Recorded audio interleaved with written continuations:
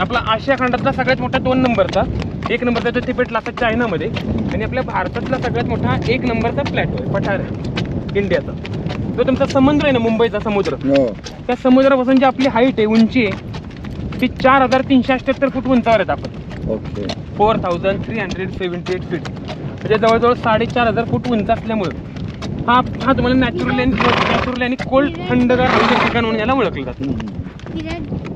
जसं आपल्या भारताचं काश्मीर आहे, तसं महाराष्ट्राचं मिनी काश्मीर, पाचगणी महाबळेश्वरला म्हणून ओळखलं जातं. आता तुम्ही म्हणाल तर राजस्थानच्या रेगिस्तान सारखं दिसतंय संपूर्ण वाळवंट, नाही का? परंतु तुम्ही पावसाळ्यामध्ये याल, 13 जून ते 13 सप्टेंबर पर्यंत पाचगणीची टेबल असते बंद, कारण इथे नैसर्गिक नॅचरल थंड आहे आणि भारताचं वातावरण गरम आहे.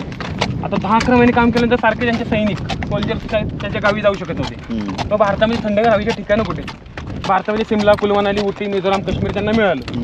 परंतु आपल्या महाराष्ट्रामधला माथेरान, पाचगणी, महाबळेश्वर ही त्यांना पॉईंट्स, इकडे जागा आवडल्या.